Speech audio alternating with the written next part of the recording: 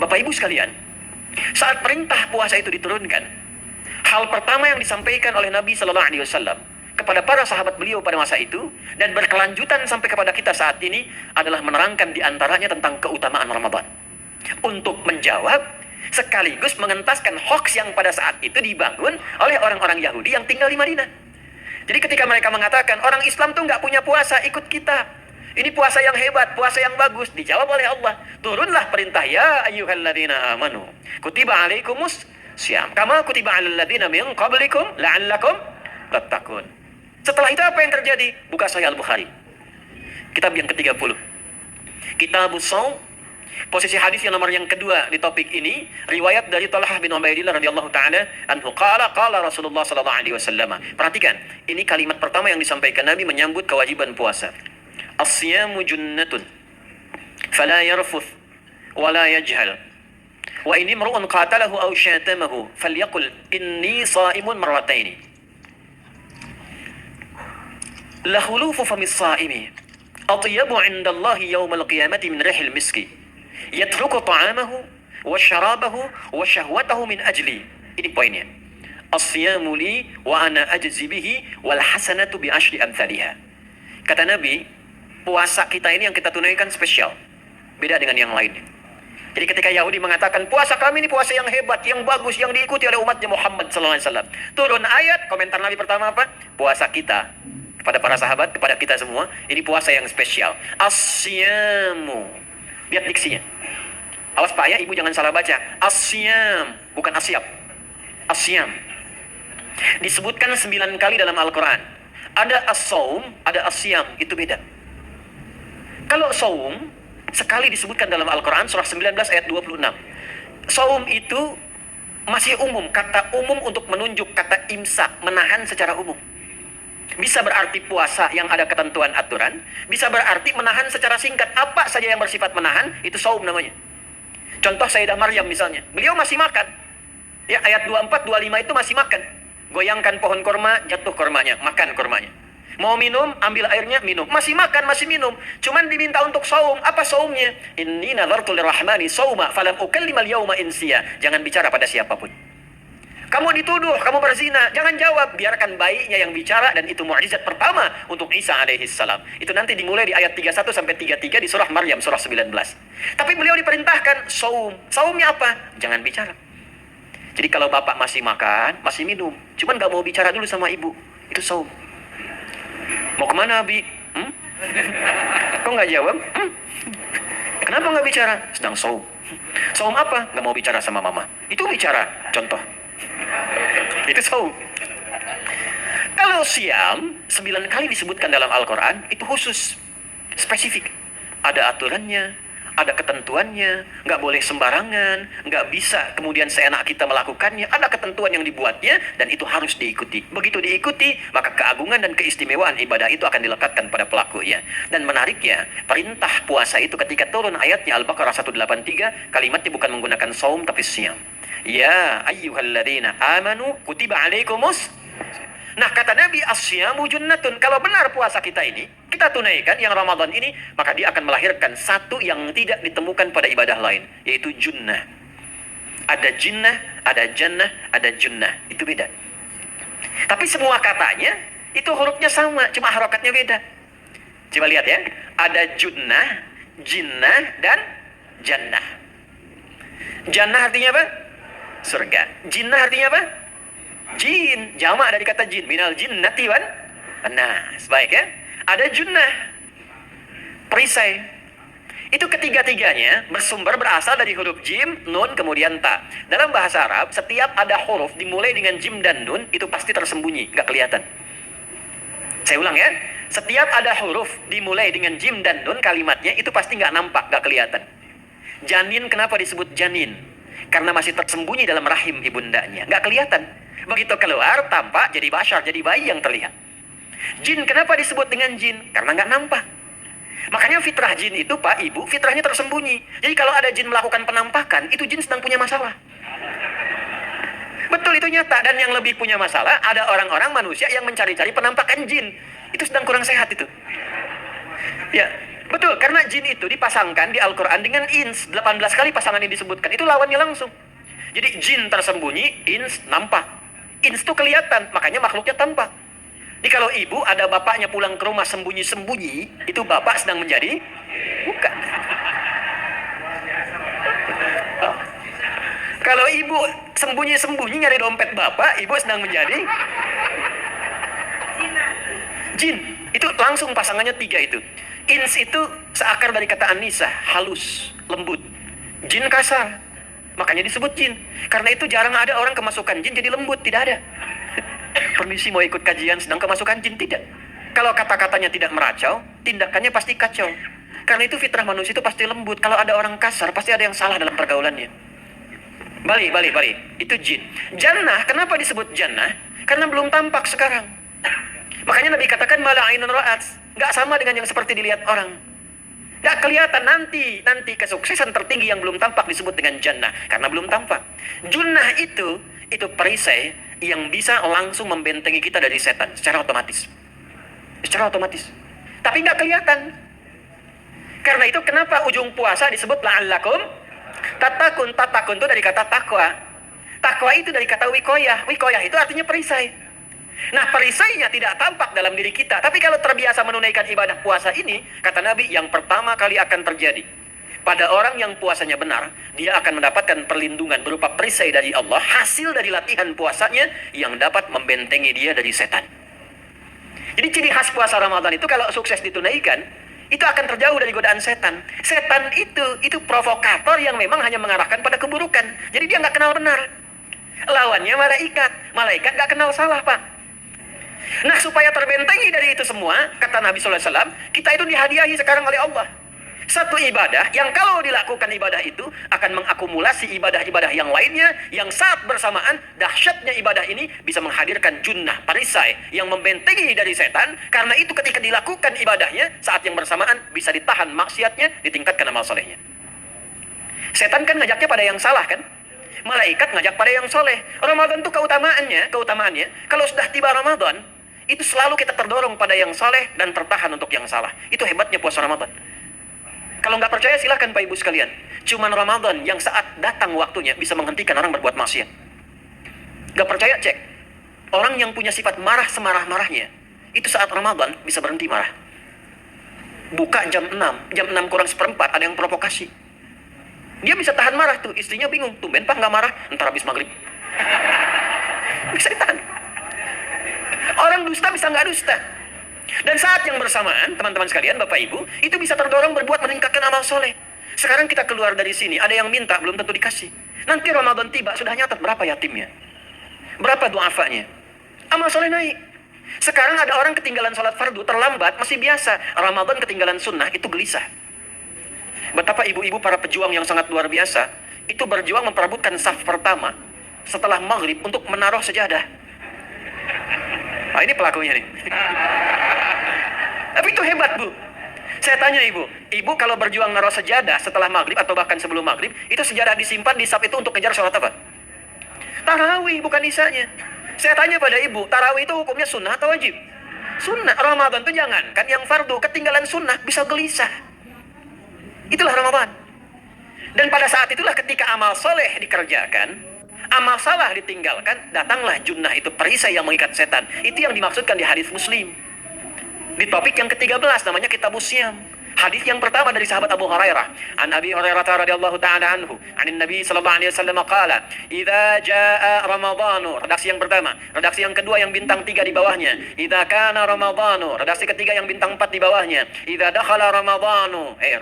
Muhammadiyah itu harus tahu dalil. Tahu dalil tuh ya. Idza jaa Ramadhanu, idza kana Ramadhanu, idza dakhala Ramadhanu, futtihat abwabul jannati aw abwabur rahmati. Wa ghulqat abwabun nari aw abwabu jahannam. Wa sulsilatis syayatinu aw sufidatis syayatin. Ini maknanya. Kalau Ramadan sudah tiba, kata Nabi, maka dibukakanlah pintu-pintu surga. Para ulama berbeda pendapat dalam tafsir tentang hadis ini. Pintu-pintu surga ada yang mengatakan real dibuka. Ada yang mengatakan dengan penafsiran metafor. Pintu surga itu pintunya lewat amalan. Ada 8 pintu surga kata Nabi dalam hadis yang lain, ya. Fil jannati thamaniyatu abwabin fiha babun yusamma ar-rayyanu la yadkhuluhu illa as-shaimun fa idza dakhaluhu ughliqa. Di surga itu ada 8 pintu surga. 8 itu ternyata di hadis lain pintunya semua amal soleh. Ada pintu sholat, pintu puasa namanya ar-rayyan, ada pintu sedekah, pintu zakat, pintu haji. Jadi kita itu sekarang fastabiqul khairat. Kenapa ada moto fastabiqul khairat? Itu kan diambil dari Al-Baqarah ayat 148. Siapa yang pengen memburu surga, buru di amalannya. Mungkin nggak semuanya bisa dikerjakan. Kalau tidak semuanya, ambil salah satu yang paling disukai, konsisten di situ. Walikulli wijhatun huwa muwalliha. Setiap orang pasti punya kecenderungan untuk beramal. Ada yang senang puasa, ada yang senang tahajud, ada yang senang sedekah. Fastabiqul khairat, silahkan berburu, berlomba untuk mengerjakan apa yang disenangi itu. Itulah pintu surganya. Nah, saat Ramadan, semua pintu surga itu dibuka, Pak. Makanya kita senang kerjakan, sholatnya meningkat, sedekah meningkat, ngaji Quran meningkat. Saat yang bersamaan, pintu neraka ditutup. Ada berapa pintu neraka? Ada berapa? Kalau pintu surga berapa tadi? 8. Hadisnya jelas, sahih dalilnya. Pintu neraka berapa? Bukan. Pilih. 6 atau 8? Yang 6 angkat tangan. Bukan 6, bukan 8, 7. Dalilnya apa? Dalilnya Quran surah Al-Hijr, surah ke-15. Ayat ke-44. Surah ke-15 Al-Hijr ayat ke-44. Neraka ada 7 pintu. Dan dalam setiap pintunya nanti ada 19 malaikat yang menjaga. Alaiha tis'ata asyar. 7 pintu ini khusus Ramadan ditutup. Dan hati-hati, nama neraka itu ada 2 nanti. Neraka yang membakar, ini mungkin jadi baru informasinya bagi sementara orang. Neraka yang membakar dan neraka yang membekukan. Jadi ada 2 sifat. Saya ulang ya, neraka yang membakar dan neraka yang membekukan. Yang membakar disebut dengan Jahannam, yang membekukan disebut dengan Zamharir namanya. Zamharir. Jadi kalau ada orang masuk neraka, itu cuma 2 pilihannya, dibekukan atau dibakar. Jelas ya? Makanya kita dikasih pendahuluan, ada musim panas, musim dingin. Supaya merasakan, nih orang musim dingin ini pakai lapisan-lapisan baju. Musim panas cari pendingin. Kamu sekarang cari pendingin, kata Allah, di neraka nggak ada AC. Kamu sekarang pakai berlapis-lapis, di neraka beku.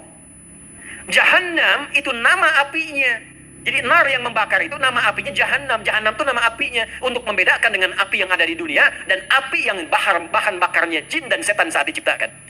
Setan itu dicipta dari api. Ya, setan kan asalnya dari iblis. Iblis dari jin. Setan Al-Baqarah ayat 36. Dari iblis Al-Baqarah 34. Iblis dari jin Quran surah Al-Kahf ayat 50. Kana minal jinni fa fasaqa an amri rabbi. Jin dari api yang menyambar-nyambar Quran surah 15 ayat 27. Wal janna khalaqnahu min naris samum. Karena narnya narus samum maka apinya mesti beda. Karena itulah nanti nerakanya yang membakar disebut dengan Jahannam. Pintunya 7, namanya banyak. Ada sa'ir, ada lava, ada neraka hutamah. 7 pintu. Besarnya disebut dengan Jahannam. Khusus Ramadan tutup. Ramadan tutup. Wasulsilati syayatin. Setan itu dibelenggu, diikat rapat. Bagi orang yang mau puasa benar. Awas hati-hati. Bagi orang yang mau puasa benar. Karena itu kalimatnya asyamu junnatun. Kalau benar puasanya, metafornya amalan dia bisa mengikat setan. Tapi kalau puasanya nggak benar, tetap digoda juga. Makanya jangan heran, walaupun Ramadan tetap kotak infak ada yang hilang. Sendal ada yang hilang. Karena puasanya bukan siam, puasanya saum. Sedangkan diksi Nabi yang mengatakan asyamu junnatun. Puasanya yang harus benar. Nanti kita belajar fikih setelah itu. Saya ingin pendahuluan dulu ya. Setelah itu apa yang kata Nabi katakan? Ini masih mukadimah ya kita ya. Ini luar biasa nih. Ya. Jadi keutamaan Ramadan itu dahsyatnya dengan puasa biasa. Kata Nabi, kalau orang benar puasanya, bebas dia dari setan. Bukan nggak digoda, Allah kasih benteng sehingga setan nggak tembus kepada dia. Itu satu. Itu keutamaan Ramadan. 2, teruskan dulu langsung ke ujung hadisnya saja ya. Kalau yang tadi nanti latihannya fala yarfu fala yajal itu latihan. Yang kedua, Allah langsung yang mengatakan dalam hadis qudsinya. Asyamu li wa ana ajzi bihi. Khusus Ramadan, kalau ditunaikan dengan benar, maka semua yang puasa itu aku langsung yang memberikan takaran pahalanya. Sekarang kita hitung-hitungan dikit ya. Bapak Ibu kan senang hitung. Tadi bangun aja kan dihitung kan.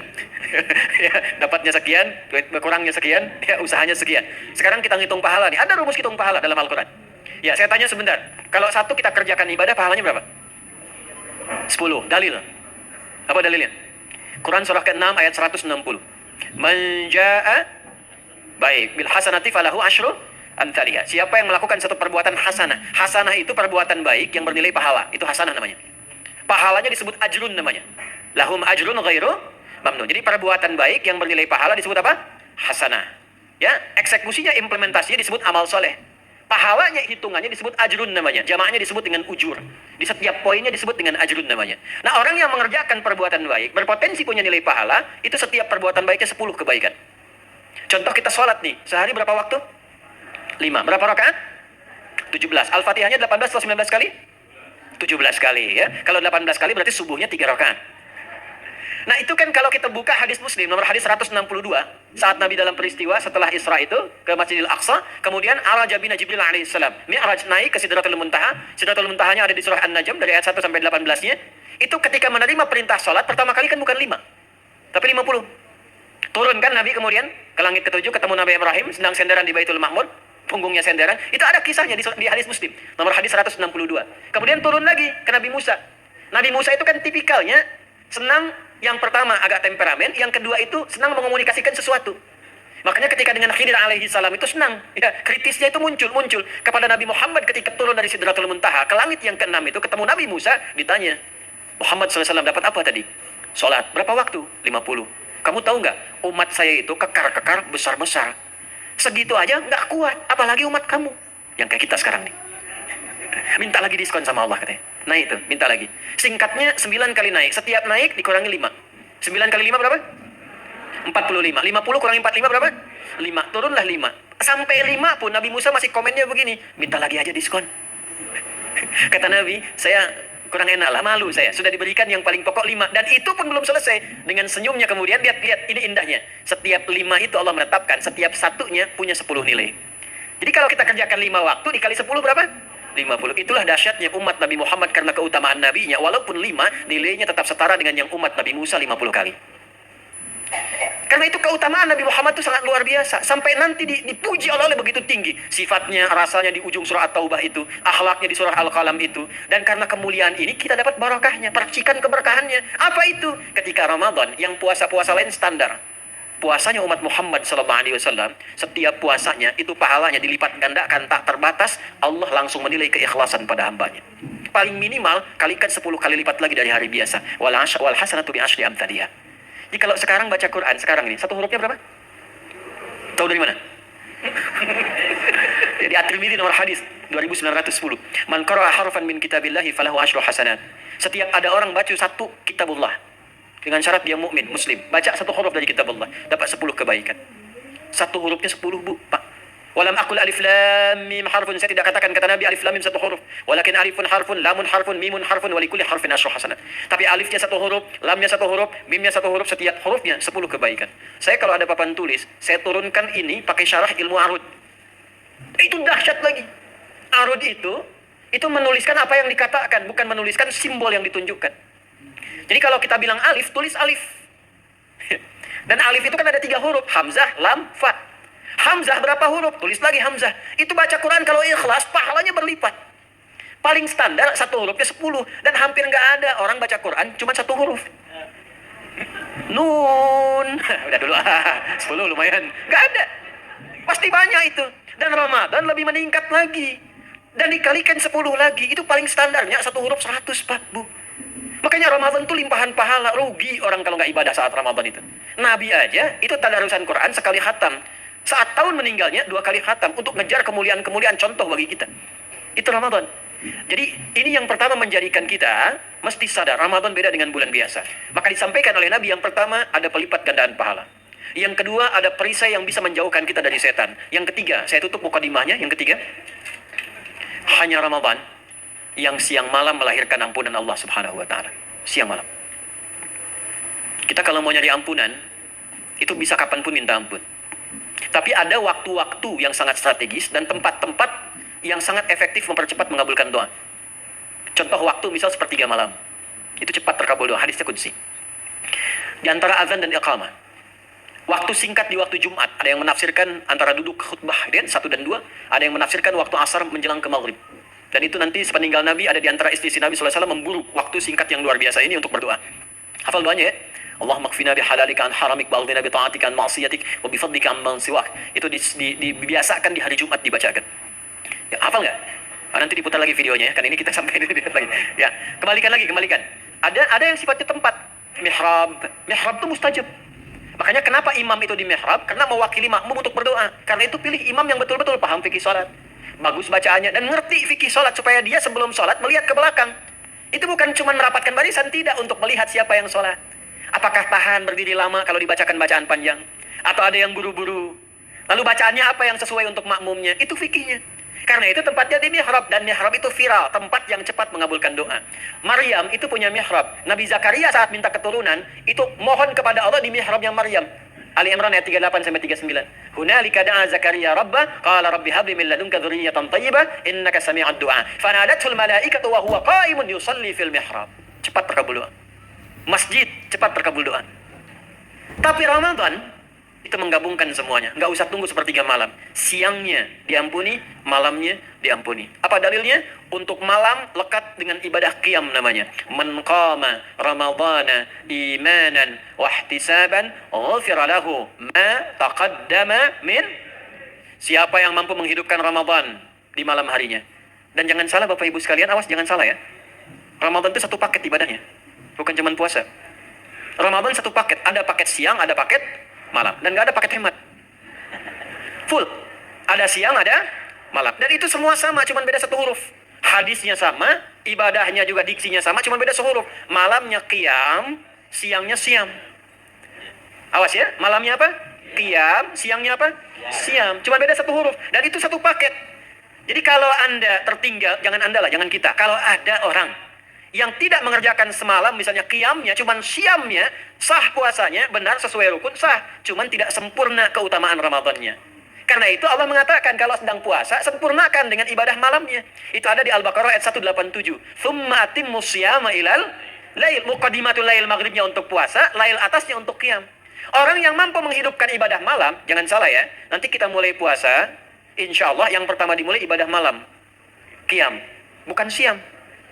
Jadi jangan terlampau soleh, puasanya nanti nunggu fajar. Malam itu qiyam. Nah qiyam ini ada potensi ampunan dosa Pak Bu.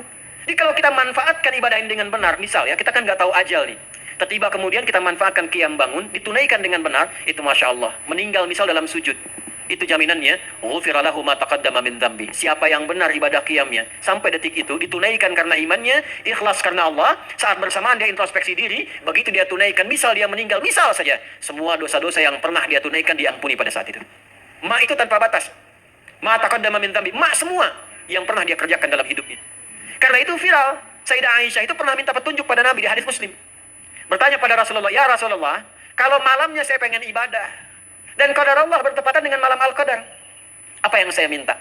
Itu sampai diajarkan oleh Nabi doanya, dan doanya sahih. Di At-Tirmidzi dikuatkan lagi dengan lebih lengkap redaksinya. Kata Nabi, kalau engkau bersamaan dengan itu malam hari bangun, bersamaan, faquli, katakanlah, Allahumma innaka afuwun karim, tuhibbul afwa, fa'fu anni. Nanti di hadis yang Muslim, Allahumma innaka afuwun, di At-Tirmidzi ada kata karimnya. Innaka afuwun karim, tuhibbul afwa, fa'fu anni. Itu malam, Bu.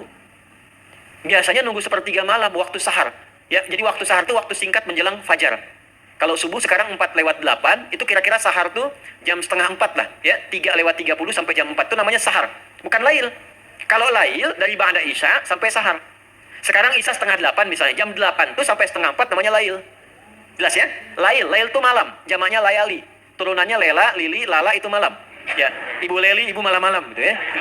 Gitu. Nah itu waktu menjelang fajar setelah lail sahar, jamaknya ashar. Ashar itu disampaikan di Al-Quran, waktu terbaik untuk istighfar. Quran surah 51 ayat 18. Wabil ashari hum yastaghfirun. Yang biasa istighfar berpeluang dapat ridho Allah dan disiapkan surga terbaik melebihi kemewahan dunia. Itu ada di ayat ke-16, 17, 18. Ya, dari ayat 15-nya, 16-nya, 17-nya adalah untuk yang saharnya, 16-nya itu kalimatnya. Ya, 16-nya dengan mengatakan Rabbana amanna faghfir lana dzunubana wa qina adzabannar. Ayat 17-nya as-sabirina was-sadiqina wal qanitina wal munfiqina wal mustaghfirina bil ashar. Itu hari biasa seperti sekarang. Ramadan dari ba'da isya sampai terus lagi sampai masuk waktu fajar, siangnya pun masih ada ampunan Allah. Man shoma ramadhana imanan wa ihtisaban ghufira lahu ma taqaddama min. Saya tanya sekarang, siapa yang enggak punya dosa boleh angkat tangan? Yang dosanya banyak boleh angkat tangan. Tuh, saking banyaknya kita nggak bisa ngangkat. Sekarang, rubah kalimatnya. Yang ingin masuk surga angkat tangan. Masya Allah. Yang ingin surga Firdaus angkat tangan. Tuh. Maka ironi itu tampak dalam perilaku kita. Pengen ke surga, tingkatan Firdaus, tapi ngaku dosa banyak. Itu dia. Maka Allah punya sifat Rahman dan Rahim. Rahman untuk dunia, Rahim untuk akhirat. Maka diberikanlah kesempatan Ramadan untuk menggugurkan semua dosa itu. Karena itulah Bapak Ibu sekalian, penting kita menyiapkan. Karena nunggu Ramadan itu nggak mudah. Dan nggak semua orang itu akan sampai kepada momen yang dimaksudkan. Karena itulah malaikat Jibril itu langsung komen. Ya, jadi ada dua riwayat nih. Nabi yang berdoa, malaikat yang mengaminkan. Ada malaikat yang berdoa, Nabi yang mengaminkan. Jadi Nabi akan naik, memberikan tausiah di mimbarnya. Mimbar Nabi itu ada 3 gundakan. Begitu naik ke gundakan pertama, ada 3 gundakan. Lalu tibalah kemudian beliau bersabda. Ada riwayat Nabi yang berkata, malaikat mengaminkan. Ada riwayat sebaliknya, malaikat yang berkata, Nabi mengaminkan. Raghima'an furajulin. Awas, hati-hati nih. Raghima'an furajulin. Liman adraka Ramadhana falam yughfar lahu. Terhina di hadapan Allah Subhanahu wa taala. Kotor dirinya. Bu'dan, jauh dari rahmat Allah. Liman adraka Ramadhana, siapa yang sudah disampaikan ke bulan Ramadan falam yughfar lahu, tapi tak mampu mendapat ampunan Allah Subhanahu wa taala. Karena itulah saya ingin cepat. Satu, kenapa Ramadan istimewa? Karena ada ampunan Allah yang sangat luar biasa. Kenapa Ramadan istimewa? Karena ada pelipat gandaan pahala. Kenapa Ramadan istimewa? Karena ada peluang untuk menjauhkan dari setan. Dan yang terakhir, Ramadan istimewa karena semua waktu siang dan malam mempercepat terkabulnya doa. Itu yang dijamin di ayat 186 dalam rangkaian ayat Siyam dari ayat 183 sampai 187. Ayat 186-nya khusus untuk mempercepat terkabulnya doa. Wa idza sa'alaka 'ibadi 'anni fa inni qarib ujibu da'watad da'i idza da'an falyastajibu li wal yu'minu bi la'allahum yarshudun. Tafsirnya apa? Hadis Nabi sallallahu alaihi wasallam. Thalathatun la turaddu da'watuhum. Al-imamul 'adil was-sha'ima hatta yuftira. Wa da'watul mazlum. 3 golongan yang doanya sulit sekali ditolak. Yang pertama imam yang adil, yang kedua adalah orang puasa sampai berbuka, dan ketiga doa orang yang terzalimi. Jadi kalau Bapak Ibu pengen cepat dikabulkan doanya secepat kilat, maka jadilah pemimpin yang adil. Kalau belum mampu, latihan puasa. Kalau belum mampu lagi, banyak-banyak terzalimi. Dan